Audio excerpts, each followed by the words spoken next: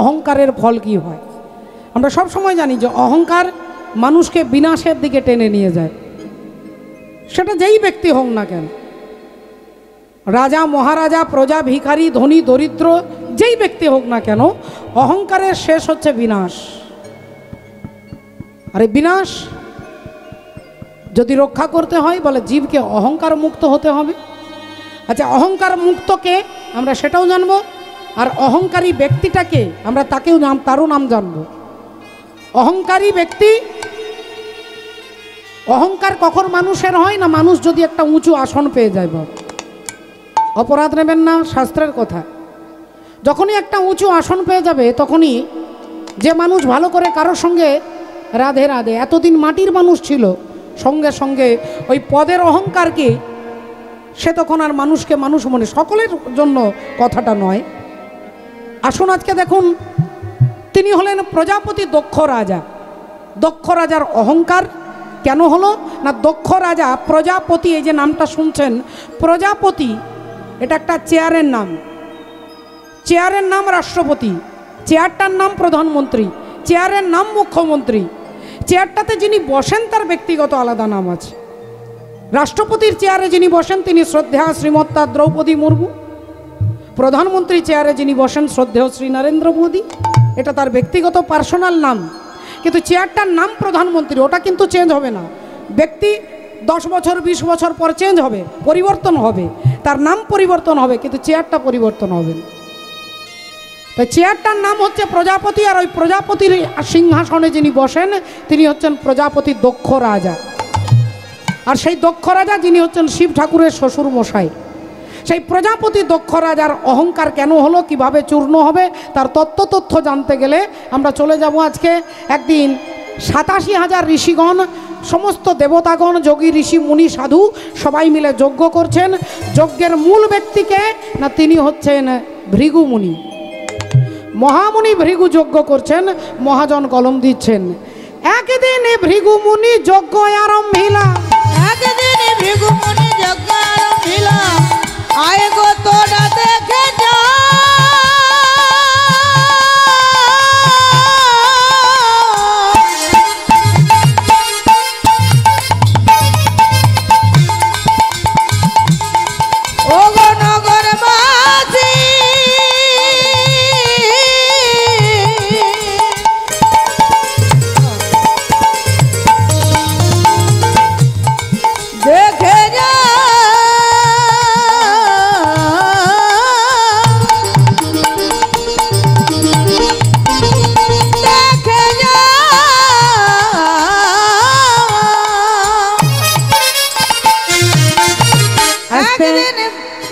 একদিন ভৃগু মুনি যজ্ঞ আরম্ভিলা, একদিন ভৃগু মুনি যজ্ঞ আরম্ভিলা।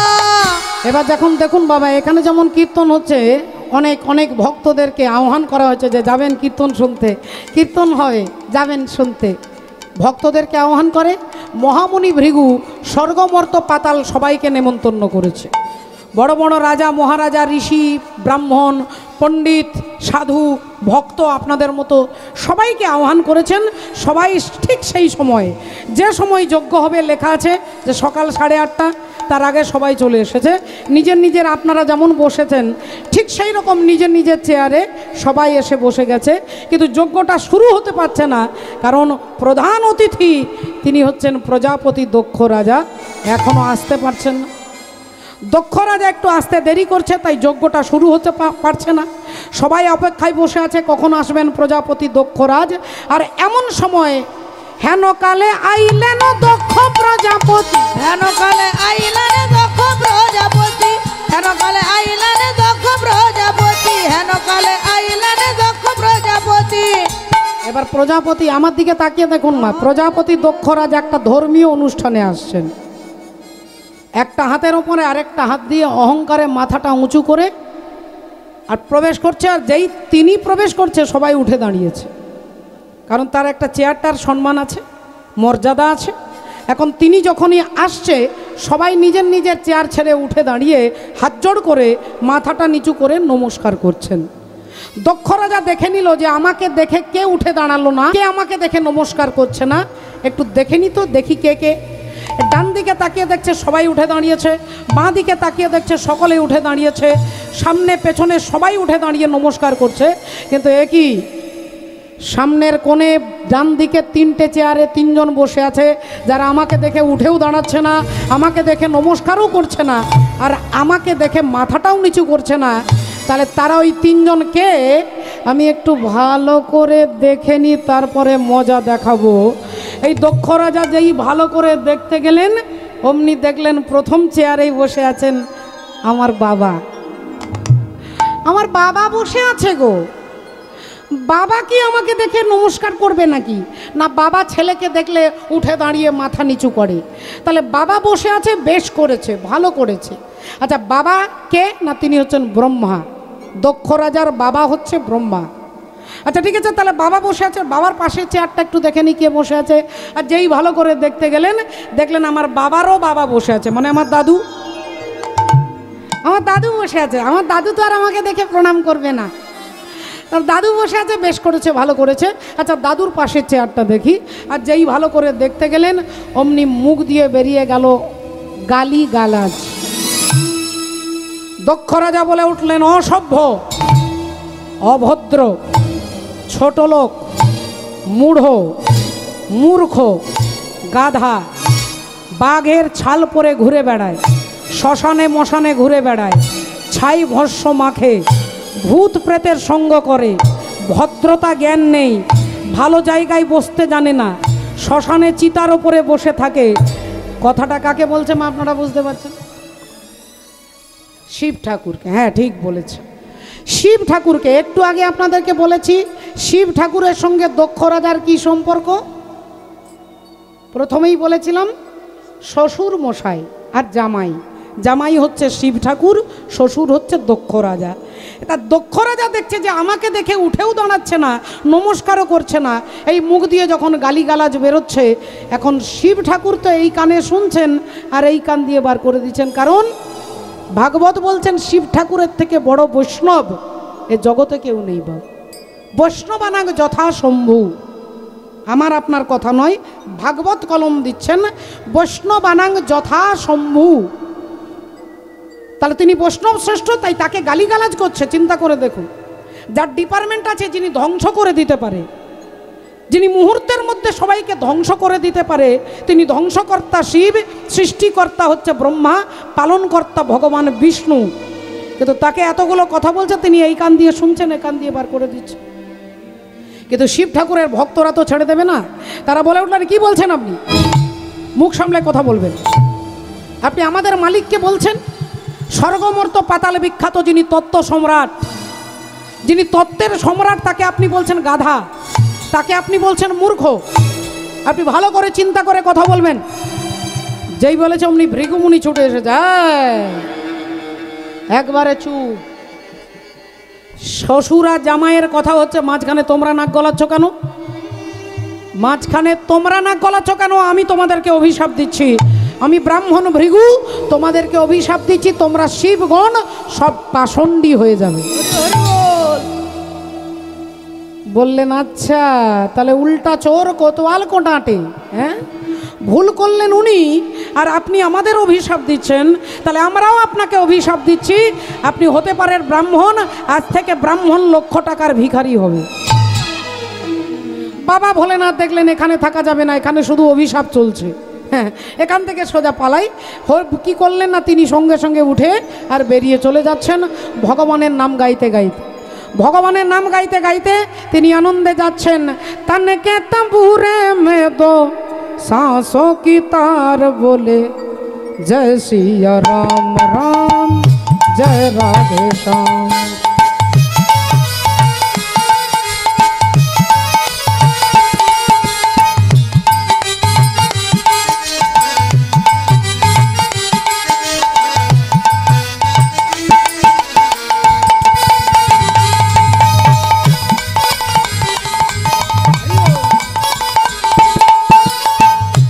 तनके तंबूरे में दो, तनके तंबूरे में दो सांसों की तार बोले, जय सिया राम राम, जय राधे श्याम श्याम।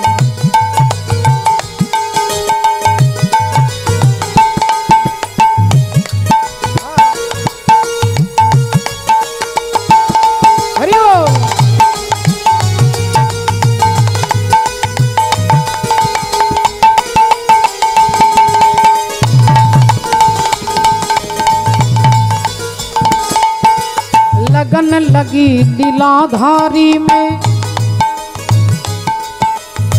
जगी रे जगमग ज्योति, जगी रे जगमग ज्योति। राम नाम का हीरा पाया, श्याम नाम का मोती, जगी रे जगमग ज्योति। मन की मुरलियों में मन की मुरलियों में आंसुओं की धार बोले जय सिया राम। हरि राम जय राधे श्याम, राम जय सिया राम, जय राधे श्याम, राम जय सिया राम, राम जय राधे श्याम। ओ माँ, বাবা ভোলেনাথ বাড়ি এলেন, বাড়ি এসে ভাবলেন যাই তো, আজকে তো নেমন্তন্ন আছে কীর্তন শোনার, কীর্তন শুনতে যেতে হবে অগস্ত্য ঋষির আশ্রমে। তাহলে এমনি সময় মনটাও ভালো নেই, একটু চঞ্চল হয়ে গেছে, তাহলে যাই একটু হরি কথা শুনে আসি। চঞ্চল মনকে শান্ত করতে গেলে হরি কথাই হচ্ছে তার প্রধান ওষুধ। তাই বাবা ভোলেনাথ যেই তিনি কীর্তন শুনতে যাবেন, কোথায় কোথায় কৈলাস আর কোথায় মহারাষ্ট্র। কৈলাস থেকে মহারাষ্ট্রে যাচ্ছেন, যেই একটা পা বাড়িয়েছেন অমনি মা সতী আর সামনে দাঁড়িয়ে বলছে, বলি আমিও তোমার সঙ্গে যাব, আমিও তোমার সঙ্গে যাব। ও স্বামী আমিও তোমার সঙ্গে যাব, আমিও তোমার সঙ্গে যাব। এই দাঁড়াও দাঁড়াও দাঁড়াও দাঁড়াও দাঁড়াও, আমি কোথায় যাচ্ছি তুমি জানো? আমি কোথায় যাচ্ছি, কোনখানে যাচ্ছি তুমি কি জানো? মা সতী বললেন আপনি তো দুটোই জায়গা যান, এক হচ্ছে শ্মশান আর এক হচ্ছে ভগবানের নাম। আমার মনে হচ্ছে আপনি কীর্তন শুনতে যাচ্ছেন, তাই আমাকে আপনার সঙ্গে করে নিয়ে যেতে হবে। আমি তোমার সাথে হরি নাম শুনিব, আমিও তোমার সঙ্গে যাব, তোমার সাথে নাম শুনিব, আমিও তোমার সঙ্গে যাব। আমি তোমার সাথে হরি নাম শুনিব, আমিও তোমার সঙ্গে যাব। ঠিক আছে, তাহলে চলো দুজনেই যাই। মনে রাখবে ওখানে কীর্তন শুনতে গেলে কিন্তু বসে থাকতে হবে, ঠান্ডাও লাগতে পারে গরমও লাগতে পারে, বসে কিন্তু স্থির হয়ে শুনতে হবে। ভোলেনাথ মা সতীকে ষাঁড়ের ওপরে চাপিয়ে দুজনে কীর্তন শুনতে যাচ্ছেন। সারা রাত্রি কীর্তন শুনে আবার সকালবেলায় বাড়ি আসছেন। এখন যেভাবে গিয়েছিলেন যে রাস্তা দিয়ে, সেই রাস্তায় ফিরে আসছে। দুজনে যখন ফিরে আসছে সকালবেলায়, এমন সময় মা সতী শিব ঠাকুরের কাঁধে হাত দিয়ে বলছে, স্বামী স্বামী দেখুন দেখুন দেখুন। এখন বাবা ভোলেনাথ চারিদিকে তাকাচ্ছে, কোথায় কি কি? বলে না না, নিচে তাকিয়ে দেখুন, নিচে দেখুন। আর ওপরে যাচ্ছিলেন, নিচে যেই তাকিয়েছে, নিচে দেখছেন ভগবান রামচন্দ্র সীতার জন্য হা সীতা হা সীতা বলে কাঁদছে। কারণ সীতাকে রাবণ রাজা তুলে নিয়ে গেছে। সীতার বিরহে প্রভু রামচন্দ্র কাঁদছেন। কখনো একটা গাছকে জড়িয়ে ধরে বলছে, ওরে বৃক্ষ তুই আমার সীতাকে দেখেছিস? কখনো একটা পাখিকে দেখে বলছে, ওরে পক্ষী তুই আমার সীতাকে দেখেছিস? কখনো একটা বাঘকে দেখে বলছে, ওরে ব্যাঘ্র তুই আমার সীতাকে দেখেছিস? হরি বল, হরে কৃষ্ণ। ভক্তিমতী মায়েরা এখন চারিদিকে তাকাচ্ছে আর কাঁদছেন রামচন্দ্র হাসিতা হাসিতা বল। একবার উলুধ্বনি হবে সবাই মিলে, নিতাই গৌর।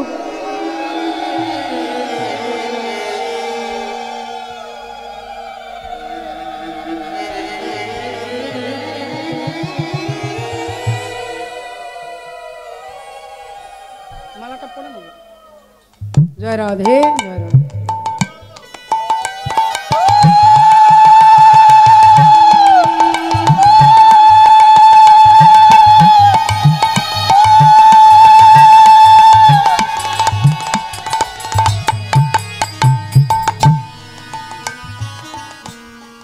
মাননীয় ভক্তমণ্ডলী, ভক্তিমতী মায়েরা, এখন সীতার জন্য প্রভু রামচন্দ্র কাঁদছেন, ওরে বৃক্ষ তুই আমার সীতাকে দেখেছিস? ওরে হস্তি একটা হাতিকে দেখতে পেয়ে বলছে, তুই আমার সীতাকে দেখেছিস? একটা পাখিকে দেখে বলছে, ওরে পক্ষী তুই তো অনেক উঁচু আকাশে উড়ে যেতে পারিস, তুই নিশ্চয়ই আমার সীতাকে দেখেছিস। সীতার বিরহে রামচন্দ্র কাঁদছে, দুজনেই দেখছে, ওপর থেকে শিব ঠাকুরও দেখছেন, মা সতীও দেখছেন, কিন্তু দুজনের রিয়াকশন দুরকম। বাবা ভোলেনাথ হাতে তালি দিচ্ছে আর হাসছে আর বলছে, ঠাকুর তোমার অভিনয়টা খুব ভালো হচ্ছে। অ্যাক্টিংটা ভালো হচ্ছে আর কি। খুব ভালো হচ্ছে তোমার অ্যাক্টিং, বাহ বাহ বাহ।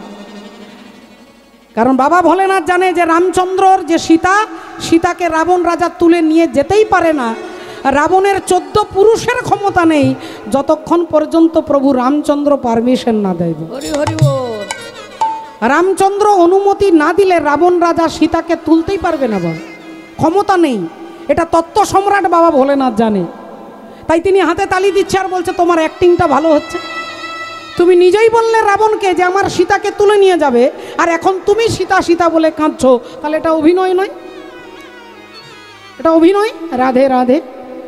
যেদিন রামচন্দ্র বিবাহ করে সীতা দেবীকে নিয়ে এলেন শ্বশুর বাড়ি, এসে সীতা দেবী 3 দিন এক ফোঁটা জল খাননি। দশরথ জিজ্ঞাসা করলেন, মা তুমি আমার ঘরে খাচ্ছ না কেন? সীতা দেবী বললেন, আপনি ব্রাহ্মণ বধ করেছেন, আপনি অপরাধী, তাই আপনার রাজ্যে জলগ্রহণ করতে পারছি না। বললেন, আমি ব্রাহ্মণ বধ করেছি কখন? বললেন, আপনার মনে নেই আপনি গিয়েছিলেন জঙ্গলে মৃগয়া করতে, আর অন্ধমুনির ছেলে তার বাবা তার মায়ের জন্য কলসি করে জল আনতে এসেছিল। মাটির কলসিটা জলে ডুবিয়েছে, আপনি হরিণ মনে করে শব্দভেদী বানটাকে ছুঁড়ে দিলেন, আর বানটা গিয়ে লাগলো অন্ধমুনির ছেলে সিন্ধুর বুকে। সিন্ধু চিৎকার করে উঠল বাবা বাবা বলে, ও গো বাবা গো বাবা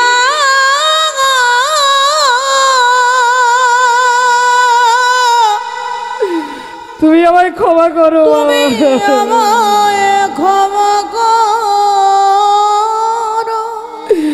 আমি তোমাকে জল দিতে পারলাম না বাবা, তোমায় জল দিতে, তোমার পিপাসায় আমি তুমি আমায় ক্ষমা করো বাবা, ক্ষমা করো। দিতে পারলাম না।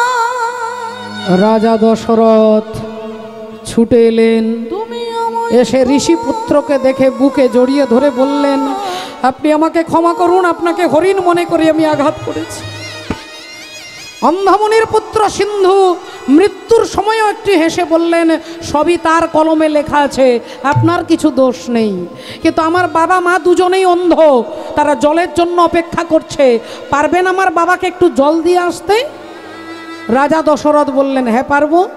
কলসি করে জল নিয়ে যাচ্ছেন, অন্ধমুনির কাছে দাঁড়িয়েছেন। অন্ধমুনিকে গিয়ে সত্যি কথাই বলছে যে আপনার ছেলে আর কোনোদিন আসবে না, আমি তাকে শব্দভেদী বাণের দ্বারা হত্যা করেছি। অন্ধমুনি সহ্য করতে না পেরে থরথর করে কাঁপছে, পুত্র শোকে পুত্র বিরহে কাঁপতে কাঁপতে মারা যাবেন। মরবার আগে বললেন রাজা দশরথ, যে পুত্র শোক তুমি আমাকে দিলে, একদিন এরকম পুত্র শোকে তোমারও মৃত্যু হবে। হরি হরি বল। সেই দিনের কথা আজকে মনে করিয়ে দিচ্ছেন। রাধে রাধে। সীতা দেবী বললেন, তাহলে মা কি করলে আমার অপরাধ মুক্ত হব? বললেন, আপনার বাড়িতে এমন একজন ব্রাহ্মণকে সেবা দিন যিনি 4টে বেদ মুখস্থ আছে, ঋক সাম যজু অথর্ব। এই 4টে বেদ যিনি মুখস্থ করে প্রতিদিন পাঠ করেন, যিনি কারোর বাড়িতে আজ পর্যন্ত কোনো দক্ষিণা নেননি, যিনি কারোর ঘরে আজও পর্যন্ত জলগ্রহণ করেননি, এরকম একজন ব্রাহ্মণ আপনার রাজ্যে এনে সেবা দিন। রাজা দশরথ বললেন, এরকম ব্রাহ্মণ তো কোথাও পাওয়া যাবে না। বললেন, একজনই আছে, সেই ব্রাহ্মণ, আর যে ব্রাহ্মণের নাম হচ্ছে লঙ্কার রাজা, রাজা দশানন। হরি হরি বল। রাবণ। রাজা দশরথ রাবণকে চিঠি লিখলেন। রাবণ রাজা এলেন দশরথের বাড়ি, এসে সেবা করে রাজাকে দক্ষিণা দিতে যাবে। রাবণ বললেন, আমার দক্ষিণা অন্য কিছু লাগবে না, একবার তোমার বৌমা সীতা দেবীকে দেখিয়ে দাও। রাজা দশরথ রাবণকে এনে সীতা দেবীর ঘরে দাঁড় করিয়ে দিলেন। সীতা দেবী হাত জোড় করে প্রণাম করলেন। রাবণ ভেতরে গিয়ে দরজা জানালা বন্ধ করে হাত জোড় করে বলছেন, মাগো আজ আমি তোমার কাছে এসেছি মা, আমার জীবনের শেষ অভিলাষ, আমার জীবনের সুতীব্র বাসনা, আমি তোমার স্বামী রামের হাতে মরতে চাই মা। হরি হরি বল। আমি রামকে পেতে চাই।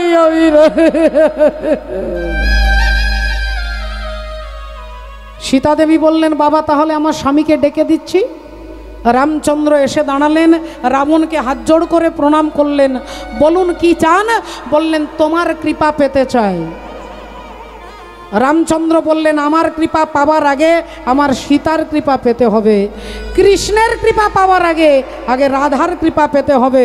তাই গোটা বৃন্দাবন সবাই রাধে রাধে বলে, শুধু কৃষ্ণকে পাবে বলে বাবা। তাই আমাকে পেতে গেলে আমার সীতার কৃপা পেতে হবে। রাবণ বললেন তাহলে বলুন কি করলে মা সীতার কৃপা হবে? বললেন চিন্তা নেই হে রাজা রাবণ, চঞ্চল হবেন না, আপনি চলে যান। আর কয়েকদিন পরে আমরা 14 বছরের জন্য বনবাসে চলে যাব। সেই 14 বছরের মধ্যে 11 মাসের মতো আমি আমার সীতাকে তোমার লঙ্কায় পাঠিয়ে দেব। সবাই জানবে রাবণ সীতাকে হরণ করেছে, কিন্তু তুমি জানবে যে আমার অনুমতিতেই তুমি আমার সীতাকে হরণ করে নিয়ে যাবে। তাহলে এই তত্ত্বটা রাজা, এই তত্ত্ব বাবা ভোলেনাথ জানে। ভোলেনাথ জানে বলেই বলছে তোমার অ্যাক্টিংটা ভালো হচ্ছে। আর মা সতী অমনি বলে উঠল, স্বামী যার নাম যার কীর্তন আমরা কিছুক্ষণ গোটা রাত্রি শুনে এলাম, যে রামের কথা শুনলাম সেই রাম, আর জঙ্গলে যিনি কাঁদছেন এই রাম, এই দুটো রাম কি আলাদা না দুটো রাম একজনই রাম? বাবা ভোলেনাথ বললেন যার কীর্তন গোটা রাত্রি আমরা শুনলাম সেই রাম, আর এই জঙ্গলে যিনি কাঁদছেন এই রাম, এই একটাই রাম। সতী বললেন তাহলে তো ইনি ভগবান নন। তাহলে কেন? না ভগবান হলে কি জানবে না যে তার বউকে কে নিয়ে গেছে? ভগবান হলে জানবে না? ভগবান যিনি হবে তিনি গাছকে জিজ্ঞাসা করছে কেন? ভগবান যিনি হবে তিনি পাখিকে বলছে আমার সীতা কোথায়, একটা বাঘকে বলছে আমার সীতা কোথায়। আমার সন্দেহ হচ্ছে, আমার মনে হচ্ছে এই রাম ভগবান নয়। হরি হরি বল। ভোলেনাথ বললেন সতী মুখ সামলে কথা বলো, বুঝতে পারছো না সবই ভগবানের মায়া লীলা, তুমি বুঝতে পারছো না, তুমি মায়ায় গ্রসিত হয়ে গেছো। মা সতী সঙ্গে সঙ্গে চ্যালেঞ্জ করে বলছে, দক্ষ রাজার মেয়ে তো, দক্ষ রাজার মেয়ে কথায় কথায় চ্যালেঞ্জ করে। বললেন তোমার রাম ভগবান নয়, আমি চ্যালেঞ্জ করে বলছি তোমার রামের কান্না আমি বন্ধ করে দেব। যে সীতার জন্য রামচন্দ্র কাঁদছে, আমি তোমার রামের কান্না বন্ধ করে দিলে তো তুমি বিশ্বাস করবে যে ভগবান রাম অন্তর্যামী নয়। কারণ অন্তর্যামী যিনি হবেন তিনি জানবেন যে আমার সীতাকে রাবণ নিয়ে গেছে। কোনো কথাই শুনছে না বাবা ভোলেনাথ, চুপ করে গেলেন। মা সতী সীতা সাজলেন, সীতার মতো চুল, সীতার মতো রং, সীতার মতো কাপড় পরে, আর সীতা সেজে যেখানে জঙ্গলে রামচন্দ্র কাঁদছে, রামচন্দ্রের আগের দিকে দাঁড়িয়ে বলছে, বলি এই তো আমি এসে গেছি, এই তো আমি এসে গেছি, এই তো আমি এসে গেছি, এই তো আমি এসে গেছি, আর কাঁদিতে হবে না গো, এই তো আমি এসে গেছি, আর কাঁদিতে হবে না গো, এই তো আমি এসে গেছি, আর কাঁদিতে হবে না গো, এই তো আমি এসে গেছি, আর কাঁদিতে হবে না গো, এই তো আমি এসে গেছি, আর কাঁদিতে হবে না গো, হাসিতা হাসিতা বলে, আর কাঁদিতে হবে না গো, এই তো আমি এসে গেছি। আপনি কাঁদবেন না, কাঁদবেন না, কাঁদবেন না। আমি আপনাকে পরীক্ষা করছিলাম আপনি আমাকে কত ভালোবাসেন।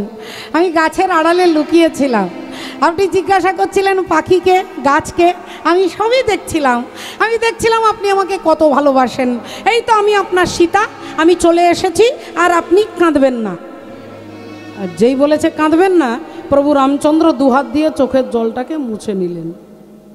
চোখের জলটা যেই মুছে নিল, দক্ষ রাজার মেয়ে মা সতী ভাবছে তাহলে আমি চ্যালেঞ্জে জিতে গেছি। আমি আমার স্বামীর সঙ্গে চ্যালেঞ্জ করে এসেছি তোমার রামের কান্না বন্ধ করে দেবো। আর কান্না বন্ধ করে দেওয়া মানেই উনি ভগবান রাম অন্তর্যামী নয়, তাহলে তিনি ভগবান নয়, এটা আমি প্রমাণ করে দিয়েছি। ওই তো রাম চোখের জল মুছে নিচ্ছে দু হাত দিয়ে, আর প্রভু রামচন্দ্র চোখের জলটা মুছে নিয়ে হাত জোড় করে বলছেন, মা তুমি আমার প্রণাম নাও, তোমার স্বামী ভোলেনাথ ভালো আছে তো? ও মা, তোমার স্বামী ভোলেনাথ ভালো আছে তো? মা সতী এবার একবার পায়ের দিকে একবার হাতের দিকে তাকাচ্ছে যে বিউটি পার্লারে যে সেজে এলাম, যে 2500 টাকা খরচা করে সীতা সেজেছি, এ কি কোথাও ভুল রয়ে গেছে? আমাকে দেখার সঙ্গে সঙ্গে বলছে আপনার স্বামী ভোলেনাথ ভালো আছে তো? মানে বলছি আপনি কি কি কি কি করে জানলেন যে আমি আপনার সীতা নই? রামচন্দ্র বললেন, মা যিনি আমার সীতা তিনি আমার আগে দাঁড়ায় না, তিনি আমার পেছনে দাঁড়ায়। যিনি সীতা তিনি আগে দাঁড়ায় না, তিনি আমার পেছনে দাঁড়ায়।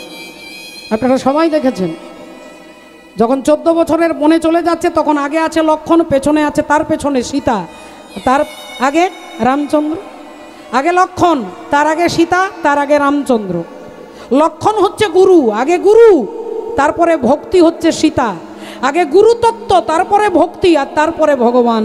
তা তুমি কেমন সীতা যে তুমি রামের আগের দিকে দাঁড়িয়ে আছো? আর নকল যারা সাজে তাদের ভুল হওয়ার চান্স থাকে বাবা। সাজলে ভুল হতে হবে, অরিজিনাল হলে তার ভুল হবে না। কিন্তু যদি কেউ নকল সাজে কোথাও না কোথাও ভুল বেরোবে।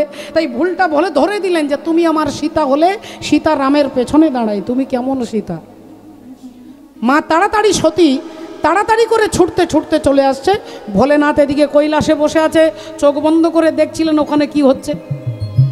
যেই সতী ঘরে এসেছে অমনি ভোলেনাথ বললেন, সব ঠিক আছে তো? সব ঠিক আছে? বললেন হ্যাঁ সব ঠিক আছে। কি হলো ওখানে? কি আর হবে, আপনি যাকে দিনরাত্রি প্রণাম করেন সে তো আমাকে প্রণাম করলো। আপনি যাকে প্রণাম করেন সে আমাকে প্রণাম করলো। ভেবে দেখুন কোথায় অহংকারটা রয়েছে। ভোলেনাথকে কথা বলে মা সতী প্রতিদিন যে জায়গাটাতে বসে শিব ঠাকুরের বাম দিকে, সেই জায়গাটাতে ছুটে গিয়ে বসতে যাবে, আর ভোলেনাথ আসনটাকে তুলে ডান দিকে করে দিয়েছেন। বাঁ দিকের আসনটাকে তুলে ডান দিকে করে দিলেন। বাঁ দিকে একমাত্র স্ত্রী বসে, পুরুষের বাম দিকে শুধু স্ত্রীর জায়গা। ডান দিকে বসবে জেঠিমা, কাকিমা, মেয়ে, ভাইপো, ভাইজি, ভাগ্নি ইত্যাদি, আর সবাই ডান দিকে বসবে। বাঁ দিকে শুধু স্ত্রী বসবে। ভোলেনাথ কি করলেন? সতী এতদিন বাঁ দিকে বসতো, ডান দিকে আসনটা করে দিলেন। কেন? কারণ তুমি সীতা সেজেছ, রাম যদি আমার গুরু হয়, তুমি গুরু মায়ের রূপ ধারণ করেছো, তাই আজ থেকে তুমি আমার স্ত্রী নও, তুমি আমার মাতৃস্বরূপা। এটা তিনি ত্যাগটা করে দেখালেন, মুখে বললেন না। আমরা মুখে বলি, ত্যাগ করতে পারি না। ভোলেনাথ কিছু বললেন না, ত্যাগটা করে দেখিয়ে দিলেন। ডান দিকে চেয়ারটা করে দিলেন। ও গো ঝিয়ের পেটে মায়ের জন্ম, হরি বল। বলি তোমরা ভেবে করবে কি? ওই চাঁদের গায়ে চাঁদ লেগে, তোমরা ভেবে করবে কি? চাঁদের গায়ে চাঁদ লেগেছে। ও গো ঝিয়ের পেটে মায়ের জন্ম, ঝিয়ের পেটে মায়ের জন্ম, তোমরা ভেবে করবে কি? চাঁদের গায়ে চাঁদ লেগেছে, তোমরা ভেবে করবে কি? চাঁদের গায়ে চাঁদ লেগেছে। কি বলছেন দেখুন, ঝিয়ের পেটে মায়ের জন্ম। রাধে মায়েদের কাছে জন্ম। বাবারা অনেকে জানেন, মায়েরা একটু সহজ সরল হন তো। আমি একটু জেনে নেব যে এখানকার মায়েরা জানেন না। ও মা, মা দুর্গার কটা মেয়ে? মা দুর্গার কটা মেয়ে? ওই দেখুন হরি, ওই ছোট দুর্গা বলে দিচ্ছে দুটো। আচ্ছা দুটো মেয়ে কে কে? আপনারা কিন্তু জানেন, সবাই ভয় পাচ্ছেন। লক্ষ্মী, সরস্বতী। মা দুর্গার দুটো মেয়ে, লক্ষ্মী আর সরস্বতী। কথাটা বারবার বলছি এই জন্য যে আপনারা মনে রাখবেন, মা দুর্গার মেয়ে হচ্ছে লক্ষ্মী আর সরস্বতী। আচ্ছা, মা দুর্গাকে সৃষ্টি করলো তিনজন দেবতা। তিনজন দেবতা মিলে ত্রিদেবের শক্তিতে সৃষ্টি হলো দুর্গা। ত্রিদেব কে কে? ব্রহ্মা, বিষ্ণু, মহেশ্বর। এই তিনজনে মিলে মা দুর্গাকে সৃষ্টি করলো। তাহলে মা দুর্গার বাবা হচ্ছে ব্রহ্মা। ব্রহ্মাকে গিয়ে কি বলছেন? মহিষাসুরকে বধ করে বলছেন আপনি আমাকে গ্রহণ করুন। ব্রহ্মা বললেন তোমাকে আমি সৃষ্টি করেছি, আমি তোমার বাবা, তুমি আমার মেয়ে। বিষ্ণুকে বললেন আমাকে গ্রহণ করুন, বললেন তুমি আমার মেয়ে, আমি তোমার বাবা। শিব ঠাকুরকে গিয়ে বললেন আপনি আমাকে বিবাহ করুন।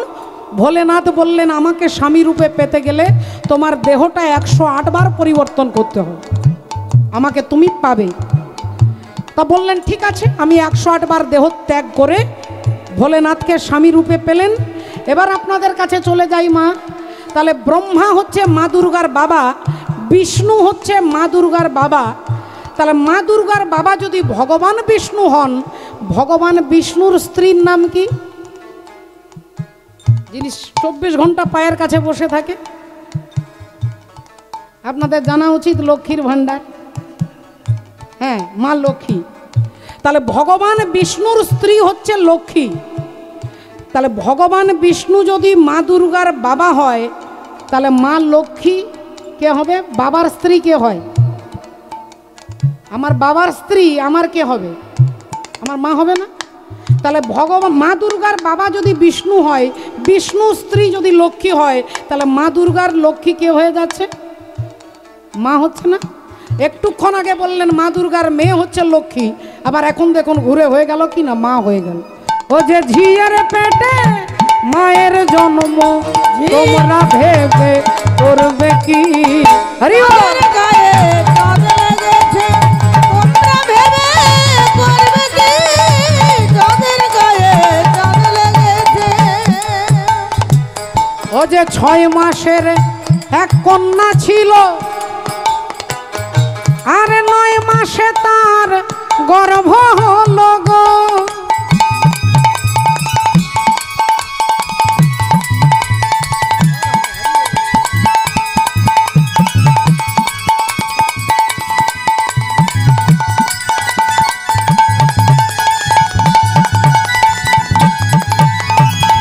ও গো 11 মাসে 3টি সন্তান, 11 মাসে 3টি সন্তান। বলি কোনটা করবে ফকিরি? চাঁদের গায়ে চাঁদ লেগেছে, তোমরা ভেবে করবে কি? চাঁদের গায়ে চাঁদ লেগেছে, তোমরা ভেবে করবে কি? চাঁদের গায়ে চাঁদ লেগেছে, চাঁদের গায়ে চাঁদ লেগেছে, চাঁদের গায়ে চাঁদ লেগেছে। শ্রদ্ধেয় বাবা ঠাকুর, ভক্তিমতী মায়েরা, বাবা ভোলেনাথ ত্যাগ করে দেখিয়ে দিলেন। এদিকে প্রজাপতি দক্ষ রাজা মনে মনে চিন্তা করছে যে আমার জামাই আমাকে দেখে প্রণাম করলো না, আমাকে দেখে উঠে দাঁড়ালো না, আমাকে দেখে নমস্কার করলো না, আমার অনুমতি না নিয়ে বেরিয়ে চলে গেল। এত বড় অপমান আমাকে সহ্য হবে কি করে? কি করা যায়? কি করলে অপমানের শোধ নেওয়া যাবে? দক্ষ রাজা ভাবছেন। এদিকে আগুনের মধ্যে ঘি, একটু আগুনে ঘি দেওয়ার জন্য দেবর্ষি নারদ এসে দাঁড়িয়েছে। দেবর্ষি নারদ এসে বললেন, কি ব্যাপার প্রজাপতি দক্ষ রাজা, আপনার মুখ বাংলার পাঁচের মতো হয়ে গেছে কেন? শুকিয়ে গেছে, কি ব্যাপার, কি হয়েছে? দক্ষ রাজা বললেন, আর বলবেন না, আমার জামাই ওই ভাঙড় ভোলা শিব আমাকে অনুষ্ঠানে আমাকে দেখে উঠেও দাঁড়ালো না, প্রণামও করলো না, বিনা অনুমতিতে বেরিয়ে চলে গেল। এত বড় স্পর্ধা তার। দেবর্ষি নারদ বললেন, এক কাজ করুন না, আপনাকে যখন এত বড় অপমান করেছে, আপনিও একটা যজ্ঞ করুন, যজ্ঞে সবাইকে নেমন্তন্ন করুন, ওই শিব ঠাকুরকে বাদ দিয়ে দেন। দেখুন ভক্তিমতী মায়েরা, দেবর্ষি নারদ কিন্তু আগুনের কাজ করছে, ঘিয়ের কাজ করছে। দক্ষ রাজা ভাবছে আমার দলের লোক, দক্ষ রাজা ভাবছে যে দেবর্ষি নারদ আমার দলের লোক, আমার হয়ে কথা বলছে। আর নারদ মুনি আজকে তিনি ধর্মের পক্ষেও নয়, আর তিনি অধর্মের পক্ষেও নয়। আজকে তিনি ষড়যন্ত্র করে দক্ষ রাজার অহংকারটাকে চূর্ণ করবে বলে আজকে তিনি কিন্তু তার কাছে এসে দাঁড়িয়েছে। ব্যাপারটা কীরকম হয়েছে মা? একটা বিরাট মেলা হচ্ছে, মেলা দেখতে 2 ভাই গেছে, রামু আর শামু। 2 ভাইয়ে গোটা সারাদিন মেলা ঘুরেছে, দোকানদানি সব জায়গা ঘুরে প্রচণ্ড খিদে পেয়েছে। রামু তার ভাইকে বলছে, ভাই খুব খিদে পেয়েছে, জিলিপির দোকানে জিলিপি হচ্ছে, তা তোর কাছে কিছু টাকা নেই, চল না খাই একটু। শামু বলল, দাদা তুমি বিশ্বাস করো আমার পকেটে 1 টাকাও নেই। তা শামু বলে আমার পকেটে নেই, রামু বলে পকেটে টাকা নেই, তাহলে জিলিপি খাবো কি করে? না চলো ঘরে গিয়ে মুড়ি খাবো। রামু বলল, খিদেই পেট জ্বলে যাচ্ছে, যখন তোর কাছেও টাকা নেই আমার কাছেও নেই, বিনা পয়সায় জিলিপি খাবো। শামু বলল, দাদা যেও না, জিলিপি খাওয়ার পরে মার খেতে হবে। রামু বলল, যা হয় হবে, আগে খাবারটা তো খেয়ে নি। রামু চলে গেছে দোকানে, শামু দূরে দাঁড়িয়ে আছে। দোকানদারকে গিয়ে বলছে, এই যে দাদা জিলিপি কত? বলে 225 টাকা। তা দাদা তাড়াতাড়ি দেন তো। 25 টাকার 250, অমনি 250 জিলিপি একটা ঠোঙাতে দিয়েছে। আর রামু দেখিয়ে দেখিয়ে শামুকে দেখাচ্ছে আর খাচ্ছে যে দেখ বিনা পয়সায় জিলিপি খাচ্ছে। এখন রামু যখন জিলিপি খাচ্ছে, শামু ভাবছে তাহলে দাদারও যা হবে আমারও তাই হবে। 10 মিনিট পরে শামু এসেছে, এসে দোকানদারকে বলছে, দাদা কত? 25 টাকায় 250। দেন দাদা তাড়াতাড়ি দেন। তাকেও একটা ঠোঙাতে দিয়েছে। রামুর খাওয়া হয়ে গেছে। রামু হাতটা ধুয়ে এবার ভাবছে পয়সা তো নেই, বিনা পয়সায় বেরিয়ে যেতে হবে। আর যেই দোকান থেকে বেরিয়ে যাবে অমনি দোকানদার ডেকে যায়, যায়। খুব চালাক না?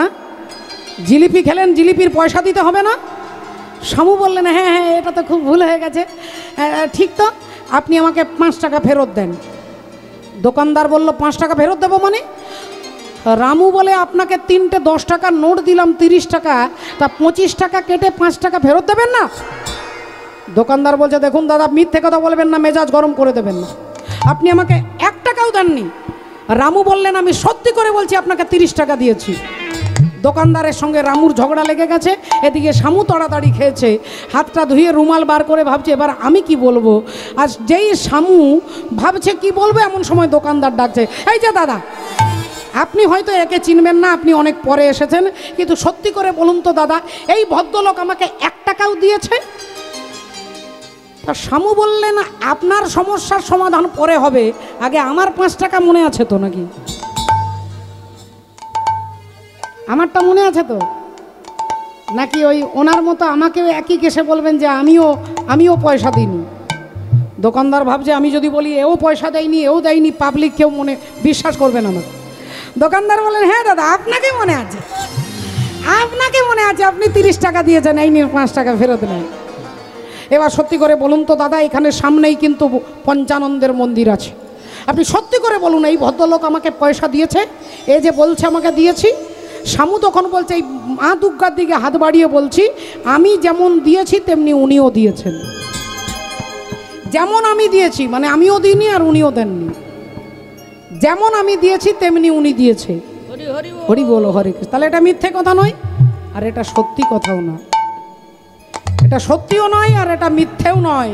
দেবর্ষি নারদ বললেন আপনাকে এত বড় অপমান করেছে, আপনি ছেড়ে দেবেন কেন?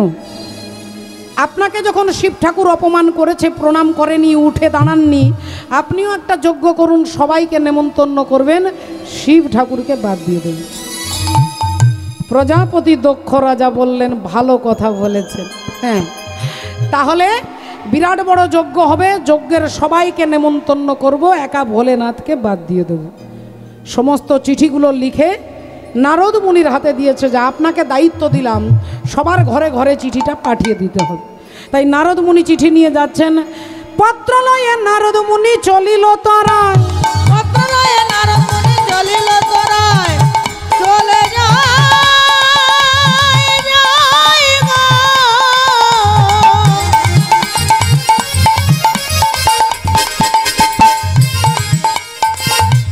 নারদ মুনি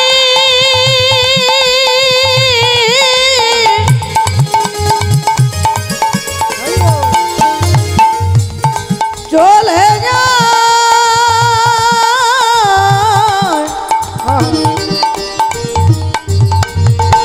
চলে যায়।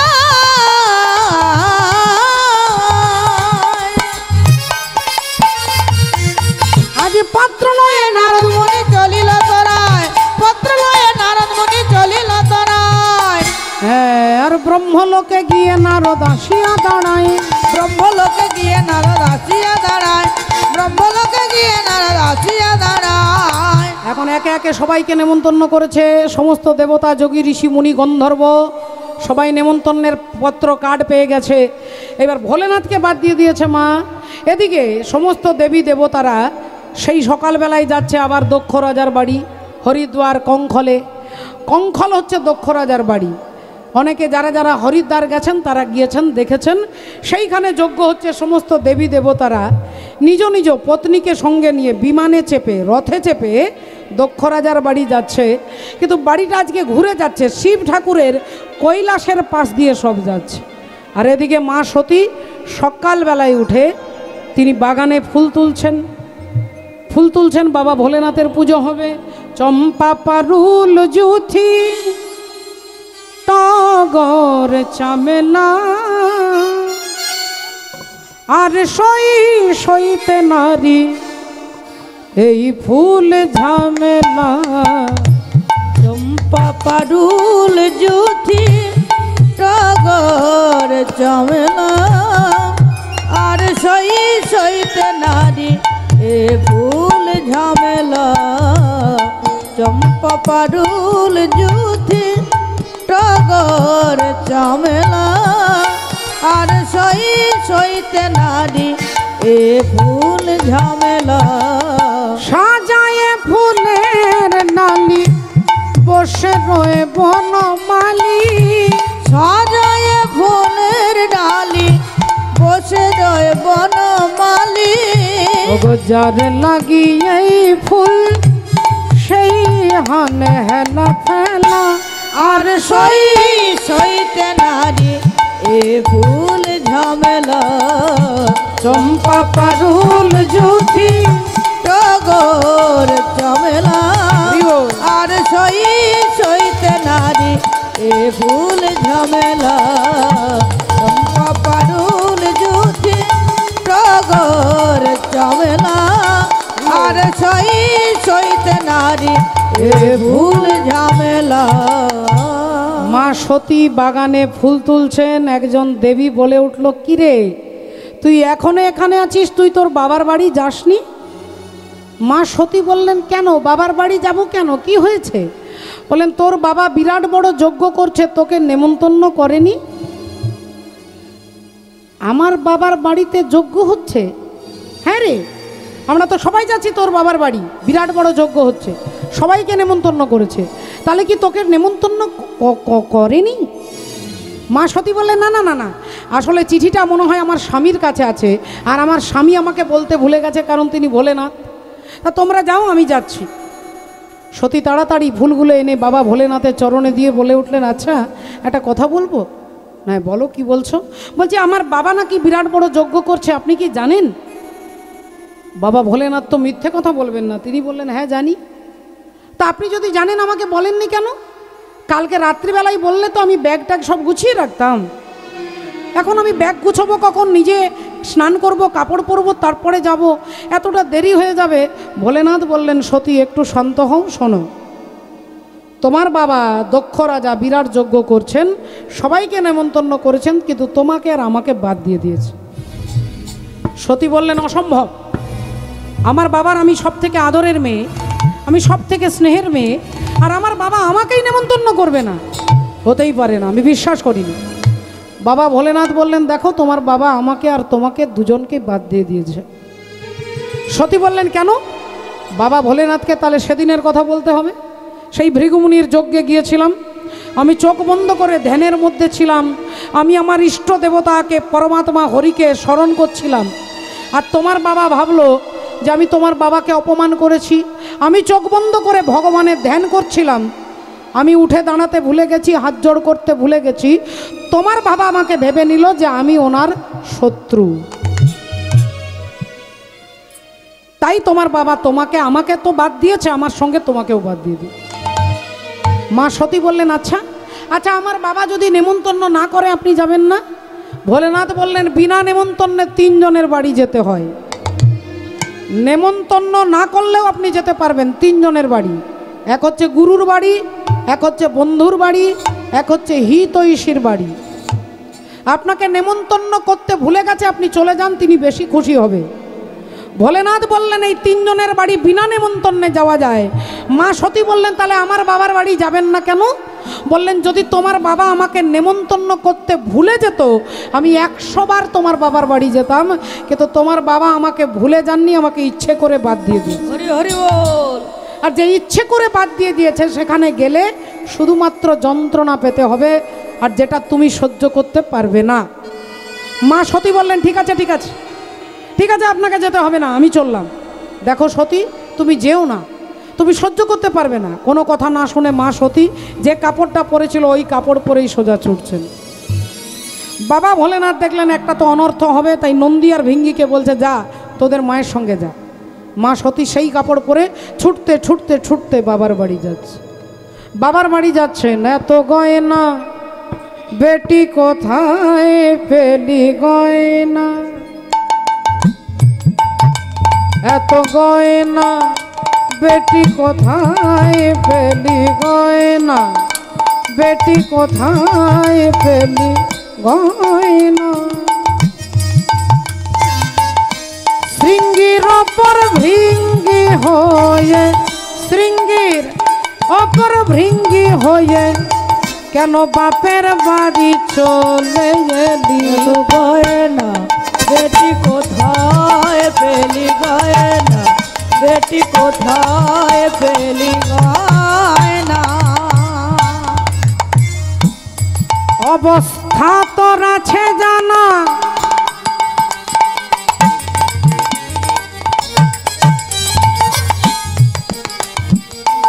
ওমা ভাতের ওপর নুন জোটে না। তা তোর আছে জানা, ভাতের ওপর নুন জোটে না। বলে তবে কেন নবাবিয়ানা, তবে কেন নবাবিয়ানা, তবে কেন নবাবিয়ানা। ওমা পরে বেনারসিতে গয়না বেটি কোথায় পেলি গয়না, বেটি কোথায় পেলি গয়না, বেটি কোথায় পেলি গয়না। আর বাবার বাড়িতে এরকম বিরাট প্যান্ডেল হয়েছে, বিশাল অনুষ্ঠান হচ্ছে, সমস্ত দেবী দেবতারা ঋষি মুনিরা আসছে।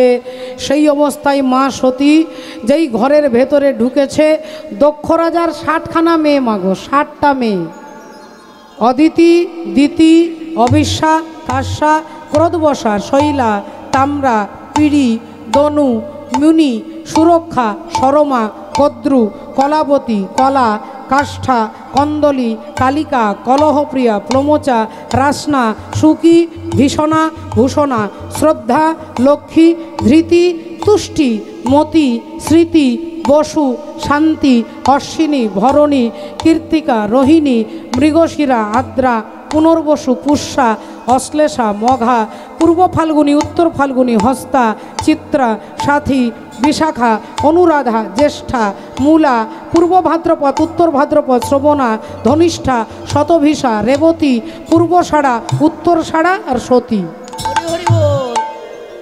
এখন 59টা মেয়ে তারা নেমন্তন্ন পেয়ে এসেছে, তাই দামি কাপড় পরেছে, দামি গয়না পরেছে। আর মা সতী তাড়াহুড়ো করে এসেছে। অন্যান্য বোনেরা বলল, কিরে এত দামি কাপড়টা পরেছিস, কোথায় কিনেছিস রে? টোন করে বলছে। একজন বোন বলল, কিরে তুই এত দেরি করলি কেন, তোর তো 10 দিন আগে আসার কথা। কিন্তু বোনেদের কোনো কথা না শুনে মা সতী তার মায়ের কাছে গেলেন, দক্ষ রাজার স্ত্রী প্রসূতি দেবীর কাছে গেলেন।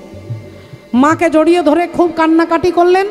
জিজ্ঞাসা করলেন, মা বাবা কোথায়? না তোর বাবা চলে যা, প্যান্ডেলে বসে গেছে, যজ্ঞ শুরু হয়ে যাবে। মা সতী তাড়াতাড়ি ভাবছে, বাবার কাছে যাচ্ছি, বিনা নেমন্তন্নে এসেছি, আমাকে দেখলেই বাবা খুশি হবে, আমাকে দেখলে বাবা আনন্দে আমাকে বুকে জড়িয়ে ধরবে, আমার মাথায় হাত বুলিয়ে দেবে, আমাকে আশীর্বাদ করবে, আমি বিনা নেমন্তন্নে এসেছি। এই চিন্তা করতে করতে প্যান্ডেলের একটা ভেতরে পা আর একটা বাইরে পা। আর এর মতো সময় দক্ষ রাজা দেখতে পেলেন, অমনি বলে উঠল, এই দেখো বিনা নেমন্তন্নে চলে এসেছে। আমি জানি আসবে, আমি জানি। আরে আসতে তো বাধ্য, ওর স্বামী তো ওকে খেতে দিতে পারে না, স্বামী তো ভিখারি, শ্মশানে মশানে ঘুরে বেড়ায়, ভূত প্রেতের সঙ্গ করে, দরজায় দরজায় ভিক্ষা করে। তা ও খেতে দিতে পারে না বলেই তো বিনা নেমন্তন্নে খাবার জন্য এসেছে, কিছু দান দক্ষিণা নিয়ে যাবে তার জন্য এসেছে। মা সতীর যেন মনে হলো মাথায় বজ্রাঘাত হলো। মায়ের চোখ দিয়ে গলগল করে জল পড়ছে, কাঁদতে কাঁদতে বলছে, বাবা এত বড় কথা তুমি আমায় বলতে পারলে বাবা, আমি তোমার দরজায় খাওয়ার জন্য আসিনি বাবা, আসিনি।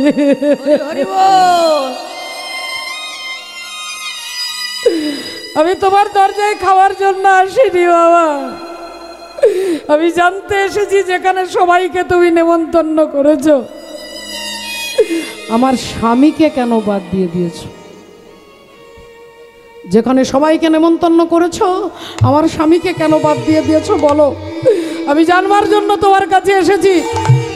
প্রজাপতি দক্ষ রাজা বলে উঠল, তোর স্বামী সেই ছোট লোক, সেই অভদ্র, সেই মূর্খ, এই ভদ্র সমাজে বসতে সে জানে? হ্যাঁ, সে কথা বলতে জানে? প্রজাপতি দক্ষ রাজার কথা শুনে মা সতী বলে উঠলেন, বাবা আপনি আমার স্বামীকেই চেনেন না? আমার স্বামী হচ্ছে শিব, আর শিব মানে হচ্ছে মঙ্গল। শিব মানে মঙ্গল। সত্যম শিবম সুন্দরম, শিব মানে মঙ্গল। আর যে যজ্ঞে শিবকে আহ্বান করা না, সে যজ্ঞে কখনো মঙ্গল কার্য হতে পারে না বাবা। শিব মানে যদি মঙ্গল হয়, তাহলে শিবকে বাদ দেওয়া মানে শুধুমাত্র অহংকার প্রকাশ করা, শুধু পাড়ার লোককে দেখানো, শুধু মানুষকে দেখানো যে আমি বিরাট বড় নামযজ্ঞ করছি, আমি এত টাকা খরচা করছি। এটা শুধুমাত্র আপনার অহংকার আর বৈভব মাত্র। প্রজাপতি দক্ষ রাজা বলে উঠলো, বেরিয়ে চলে যা, চলে যা তোর স্বামীর কাছে।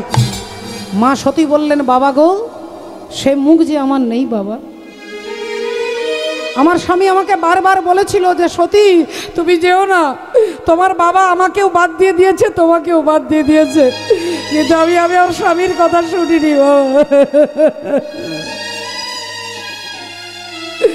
আমার স্বামী বারবার বলেছিল আমি কি মুখ নিয়ে স্বামীর কাছে যাব, তাই আমি না পারবো স্বামীর কাছে যেতে, আর না পারবো এই বাপের বাড়িতে থাকতে। কারণ তুমি আমার স্বামীর নিন্দা করেছো, এই বাপের বাড়িতেও আমি থাকবো না, আর আমি স্বামীর কাছেও যাব না। কিন্তু একটা কথা শুনে রেখো বাবা, তুমি হলে অহংকারী, আর তোমারই রক্ত আমার শিরায় উপশিরা দিয়ে বইছে। তুমি অভিমানী অহংকারী, তোমারই রক্ত আমার ধমনীতে ধমনীতে বইছে। তাই তুমি যদি আমার থেকে ছোট হতে, আজকে আমি তোমাকে শাস্তি দিতাম, কিন্তু সম্পর্কে তুমি আমার পিতা, আমি তোমার কন্যা, তাই তোমাকে আমি শাস্তি দেব না। মা সতী কাঁদতে কাঁদতে ছুটতে ছুটতে গিয়ে যেখানে আগুনটা জ্বলছিল, ওই আগুনের মধ্যে ঝাঁপ দিচ্ছেন। আগুনের মধ্যে ঝাঁপ দিচ্ছে। রাধে রাধে। বাবা ভোলেনাথের নাম স্মরণ করতে করতে, চিৎকার করতে করতে মা সতী ভোলেনাথের নাম বলছে। मन मेरा मंदिर शिव मेरी पूजा, शिव से बड़ा नहीं कोई दूजा। बोल सत्यम शिवम, बोल तू सुंदरम, मन मेरे शिव की महिमा के गुण गाए जा।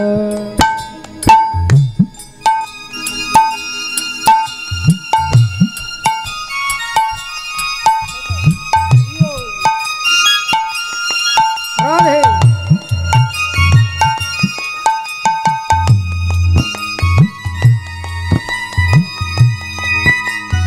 राधे। बोल सत्यम शिवम, बोल तू सुंदरम, मन मेरे शिव की महिमा के गुण गाए जा।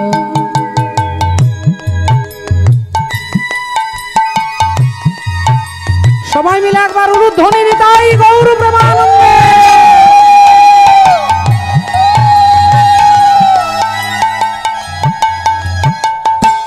पार्वती जब सीता बन के जैसे राम की सन्मुख आई, पार्वती जब सीता बन के जैसे राम की सन्मुख आई, राम ने उनको माता कह के, राम ने उनको माता कह के, प्रभु श्री राम की महिमा गाई। शिव भक्ति में सब कुछ सूझा, शिव से बड़ा नहीं कोई दूजा। बोल सत्यम शिवम, बोल तू सुंदरम, मन मेरे शिव की महिमा के गुण गाएगा। मन मेरा मंदिर शिव मेरी पूजा, मन मेरा मंदिर शिव मेरी पूजा, मन मेरा मंदिर शिव मेरी पूजा। ভোলেনাথের নাম বলতে বলতে আগুনের মধ্যে ঝাঁপ দিলেন। আজ শিব নিন্দা শুনে সতী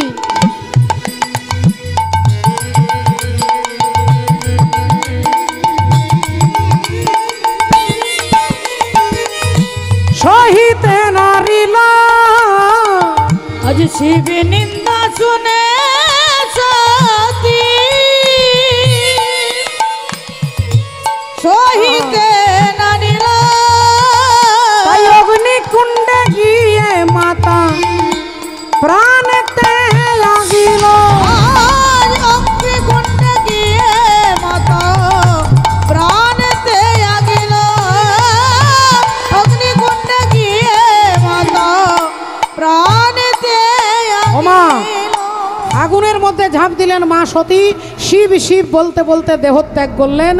আর অমনি যারা যারা এসেছিল যজ্ঞে তারা অবাক হয়ে, কেউ মাথায় হাত, কেউ কপালে হাত, কেউ বুকে হাত, কেউ গালে হাত, সবাই হাহাকার করতে লাগলেন। আর নন্দী ভিঙ্গি ছুটে গিয়ে মায়ের পা দুটো জড়িয়ে ধরলেন। মা, এ তুমি কি করলে মা? এ তুমি কি করলে মা? তুমি এখন বলো মা, তুমি যে আমাদের ছেড়ে চলে গেলে আমরা বাবার কাছে গিয়ে কেমন করে দাঁড়াবো? তুমি বাবা যে আমাদের উপরে তোমার দায়িত্ব দিয়েছিল, এখন বলো মা আমরা বাবাকে গিয়ে কি বলবো? তুমি কি করলে? পাগলের মতো নন্দী ভিঙ্গি কাঁদতে লাগলে। আর কাঁদতে কাঁদতে ছুটতে ছুটতে যাচ্ছে। মা মা গো মা, আমায় ছেড়ে কোথাও তুমি চলে যেও না। মা মা গো মা, কাজের দিনে কিংবা ছুটির দিনে এলে যেন চোখ চাইলে দেখি তোমায় চোখ ভরে। আমার ঘরে দরে যাক না ঝরে তোমার খুশির অল্পনা, ব্যথার সরুনা। মা মা মা বলতে বলতে ছুটতে ছুটতে যাচ্ছে। এবার ভক্তিমতী মায়েরা আপনারা দেখুন এদিকে বাবা ভোলেনাথ।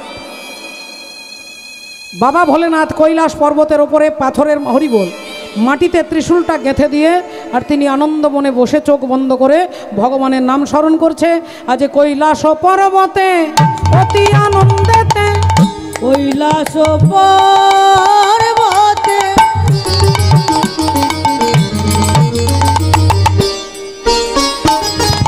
অতি আনন্দেতে, কৈলাস পর্বতে অতি আনন্দেতে, কৈলাস পর্বতে অতি আনন্দেতে বসিয়া রয়েছে ভোলা। কৈলাস পর্বতে অতি আনন্দেতে বসিয়া রয়েছে ভোলা। ভোলার মুখে রাম নাম জপে অবিরাম, করে জপে জপমালা। মুখে রাম নাম জপে অবিরাম, করে জপে জপমালা। মুখে রাম নাম জপে অবিরাম, করে জপে জপমালা।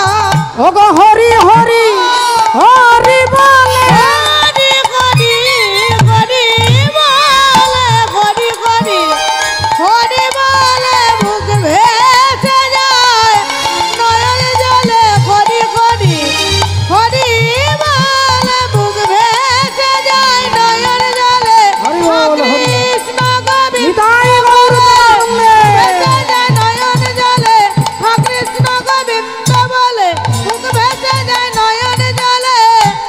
হরি হরি হরি বলে ভোলার মুখে নাম নাম জপে অবিরাম, করে জপে জপমালা। ভোলার মুখে নাম নাম জপে অবিরাম, করে জপে জপমালা।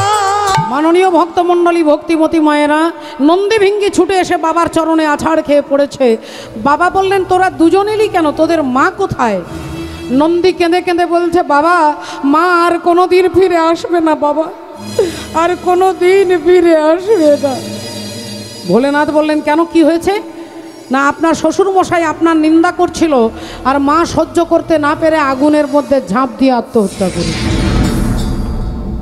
এ কথা যেই বলেছেন, সঙ্গে সঙ্গে বাবা ত্রিপুরারি উঠে দাঁড়িয়েছেন।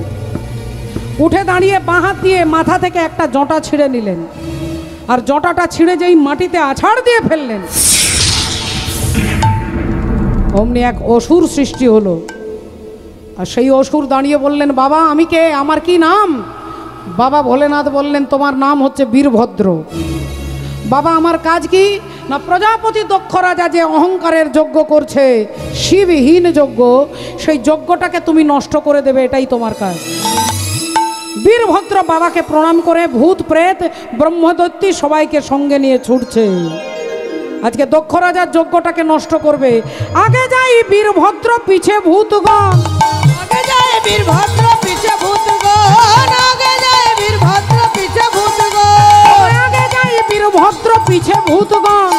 আগে যায় বীরভদ্র, পিছে ভূতগণ। হ্যাঁ, আর দক্ষালয়ে সবে এসে দিল দর্শন। দক্ষালয়ে সবে এসে দিল দর্শন।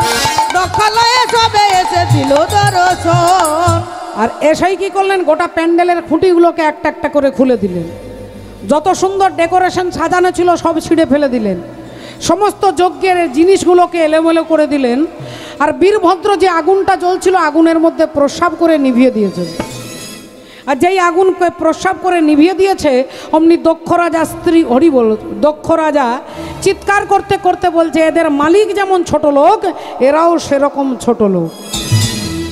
আর যেই মালিকের নিন্দা করেছে, বীরভদ্র সোজা হাতের ত্রিশূলটাকে ছুঁড়ে দিয়েছে। মা যেই ত্রিশূলটা ছুঁড়ে দিয়েছে, অমনি দক্ষ রাজার মুন্ডটা কাটা হয়ে গেছে।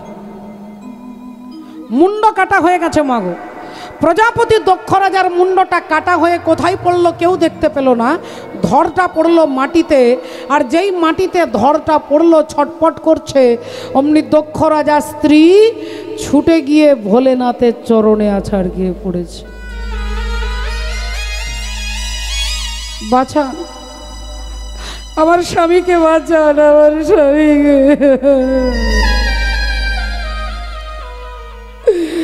আমি তোমার কাছে কিছু চাই না, আমি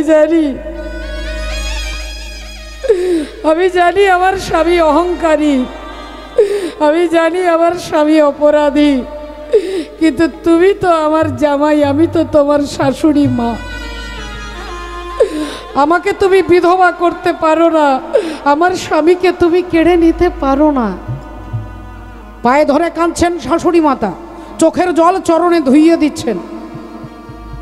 সবাই তোমার মাথায় জল দেয়, আমি তোমার চরণে দিচ্ছি আমার নয়নের জল। হরি হরি বল। বাবা ভোলেনাথ, এমনিতেই তার নাম ভোলেনাথ, ভোলা বাবা, ভোলে বাবা, ভুলে যায়, সব কিছু ভুলে যায়। একজন অসুর ছিলেন মা, আর তিনি তপস্যা করছে 10,000 বছর, ভোলেনাথকে সন্তুষ্ট করেছে। সব থেকে তাড়াতাড়ি সন্তুষ্ট হয় তিনি হচ্ছেন বাবা ভোলেনাথ। 33 কোটি দেবতার মধ্যে কোনো দেবতা এত তাড়াতাড়ি প্রসন্ন হয় না যত তাড়াতাড়ি প্রসন্ন হয় ভোলেনাথ। এটা কি মন্দির? আর কে আছেন? পঞ্চানন্দ মানে কি? পঞ্চানন্দ কি, কে? হ্যাঁ, শিব ঠাকুরের ছেলে, শিব নয়, ভুল করবেন না। ভোলেনাথের নাম হচ্ছে পঞ্চানন্দ নয়, পঞ্চানন। পঞ্চানন তার 5টা মাথা, আর ইনি হচ্ছেন পঞ্চানন্দ, ওনার ছেলে।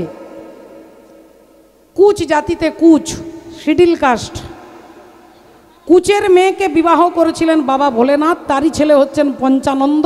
আর যার জায়গা, তার নামটা, টাইটেলটা অনুযায়ী জায়গাটার নাম হয়ে গেল কুচবিহার, জায়গার নাম হয়ে গেল কুচবিহার। রাধে রাধে। আপনারা যে দেখেন কুচবিহার জেলা, সেই রাধে রাধে, সেই বাবা ভোলেনাথ তিনি ওই অসুরের সন্তুষ্টে ধ্যানে সন্তুষ্ট হলেন। তার নাম হচ্ছে কি না, তার নাম হচ্ছে বৃকাসুর। বৃকাসুরকে বললেন, বলো তুমি কি চাও? বলে আমাকে অমর করে দাও। ভোলেনাথ বললেন, বাবা আর অন্য কিছু চাও, এটা বাদ দিয়ে চাও, সবাই এটাই তোমরা চাও, এটা পাবে না। না তাহলে বলুন, আমি যা চাইবো তাই দেবেন। হ্যাঁ তোমাকে তাই দেবো, বলো কি চাও? বললেন, আমি যার মাথায় হাত দেবো সেই যেন পুড়ে ছাই হয়ে যায়। এবার বাবা ভোলেনাথ আগে পিছে কিছুই বিচার করলেন না, মুখ দিয়ে বেরিয়ে গেল তথাস্তু। এখন তথাস্তু বলে দিয়ে ভোলেনাথ চলে যাবে। উনি বৃকাসুর বলল, দাঁড়াও বাবা, তোমার কোনো গ্যারেন্টি নেই। তুমি যে আশীর্বাদটা দিলে এটা আসল না নকল, এটা দেখতে গেলে তোমার মাথাতে হাত দিয়ে আগে টেস্ট করে দেখবে। এইবার ভোলেনাথ বিপদে পড়ে গেলেন, আমার মাথায় হাত দিলে তো আমি পুড়ে ছাই হয়ে যাব। বৃকাসুর বললেন, তোমার মাথায় হাত দেব। ভোলেনাথ অমনি ছুটছে, বাঁচাও বাঁচাও বলে। এইবার ব্রহ্মাকে বলছে, আমাকে বাঁচাও। ব্রহ্মা বললেন, তুমি মাওবাদীর পাল্লায় পড়ে গেছো, তোমাকে বাঁচানো যাবে না। না তাহলে কে বাঁচাতে পারবে না? একমাত্র হরি বাঁচাতে পারবে, হরিকে ডাকো। অমনি বাবা ভোলেনাথ সঙ্গে সঙ্গে ভগবানকে ডাকছে। আসুন আমরা চিৎকার করে বলবো, বলো রাধা রানী কি, বলো ভগবান কৃষ্ণচন্দ্র কি, অনন্ত কোটি ভক্তবৃন্দ কি। तू आना रे गोपाल, ओ मन लेने तू आना। हाथे ताली। तू आना रे गोपाल, मन लेने तू आना। तू आना रे गोपाल, मन लेने तू आना।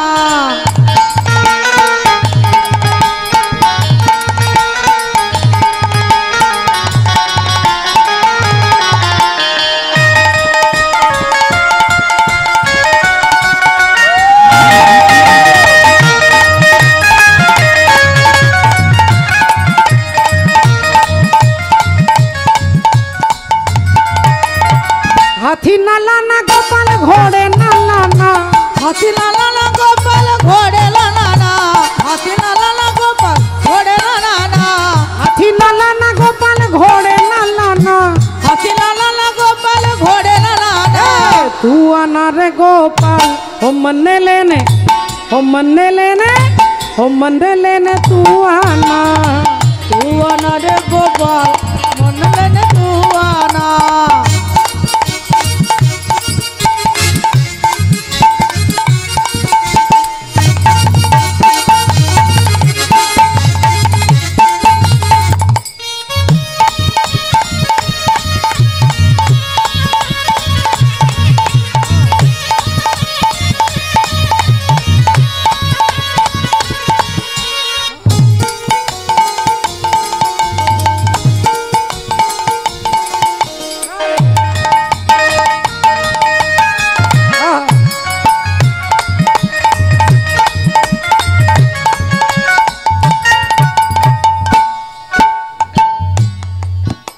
तूने प्यार जो इतना ज्यादा किया,